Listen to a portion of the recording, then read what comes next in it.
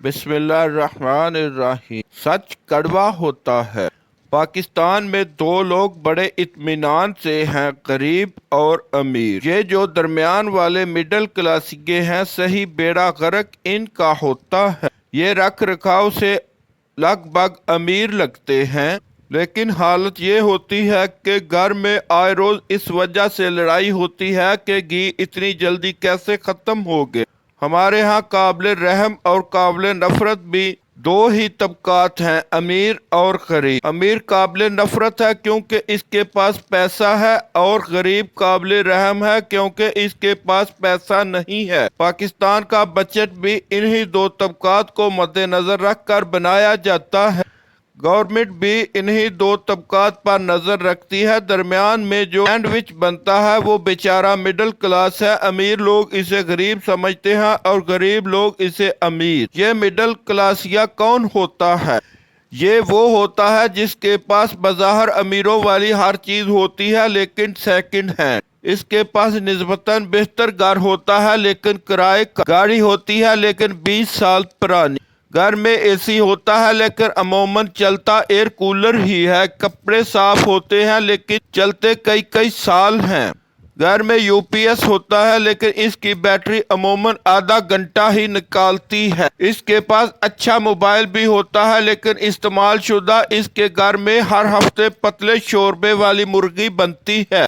یہ اپنے بچوں کو پارک میں سیر و تفریح کے لیے لے جا کر عموماً گھر سے اچھی طرح کھانا کھلا کر نکلتا ہے۔ اس کے پاس اے ٹی ایم کارڈ تو ہوتا ہے لیکن کبھی 500 یا 1000 سے زیادہ نکلوانے کی نہ ضرورت پڑتی ہے نہ ہمت۔ یہ دن رات کوئی ایسا بزنس کرنے کے منصوبے بناتا ہے جس میں کوئی خرچہ نہ کرنا پڑے۔ اس کی گاڑی صرف سردیوں میں بڑے کمال کی کولنگ کرتی ہے۔ یہ جب بھی اپنے بیوی بچوں کو لے کر کسی فاسٹ فوڈ ریسٹورنٹ پر جاتا ہے، 6 افراد کی ساری فیملی 2 برگر میں ہی گت جاتی ہے۔ یہ اگر ظاہر کرے کہ میرے پاس بہت پیسہ ہے تو رشتہ دار ادھار مانگنے آ جاتے ہیں، نہ بتائے تو کوئی منہ نہیں لگاتا۔ یہ اپنی اوقات سے صرف 20% اونچی زندگی گزارنے کی کوشش میں پستا رہتا ہے۔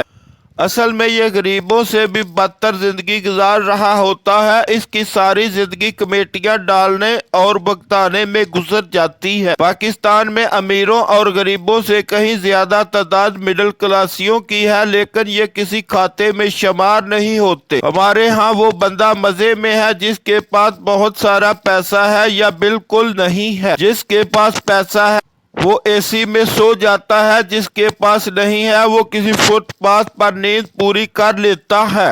پیسے والا کسی سے کچھ نہیں مانگتا اور غریب ہر کسی کے ہاتھ پھیلا کر کھڑا ہو جاتا ہے۔ رگڑا اسی کو لگتا ہے جس کے پاس پیسہ تو ہے لیکن صرف ہزارے لائے۔ غریبوں کی اکثریت کو یہ مڈل کلاسیے ہی پال رہے ہیں۔ کبھی کبھی تو مجھے لگتا ہے کہ سب سے زیادہ خوف خدا بھی اس مڈل کلاس میں ہی پایا جاتا ہے۔ یہی کلاس سب سے زیادہ خیرات کرتی ہے۔ بعض اوقات تو ان کی اپنی زندگی غریب سے بھی بدتر گزر رہی ہوتی ہے، لیکن انا کے مارے یہ بیچارے کسی کو بتاتے نہیں۔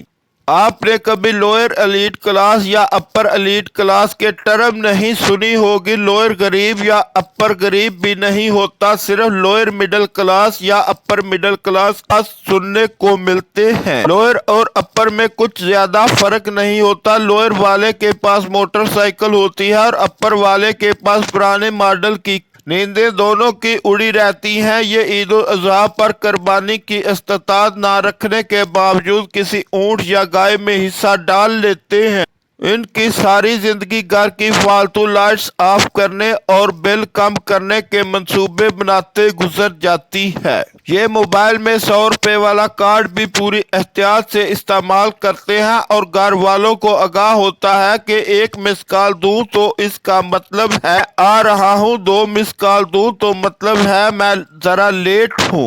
ایک دن کے استری ہوئے کپڑے 2 دن چلاتے ہیں۔ یہ ہر 2 گھنٹے بعد شک دور کرنے کے لیے بجلی کے میٹر کی ریڈنگ چیک کرتے رہتے ہیں۔ یہ کبھی بھی اس قابل نہیں ہو پاتے کہ ایک ہی مہینے میں بجلی، گیس اور پانی کے بل اکٹھے ادا کر سکے۔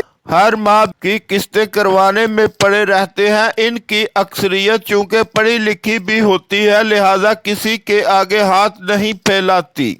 ان کے پاس بیٹیوں کی شادی کرنے کے پیسے نہیں ہوتے، اولاد کے لیے اچھی نوکری کی سفارش نہیں ہوتی۔ کے باوجود یہ کسی کو دکھ میں دیکھتے ہیں تو خود بھی آبدیدہ ہو جاتے ہیں۔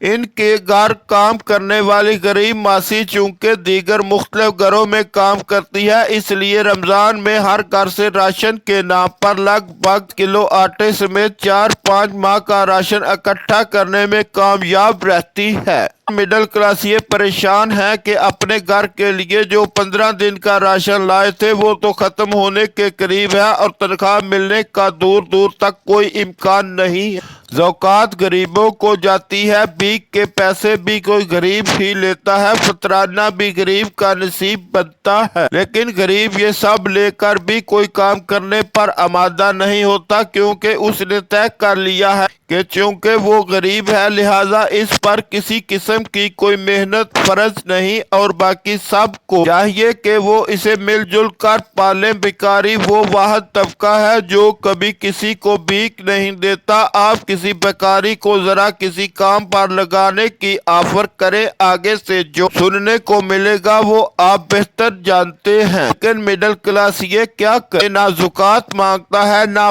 فطرانہ، نہ بھیک، یہ صرف کڑھتا ہے، سسکتا ہے اور مر جاتا ہے۔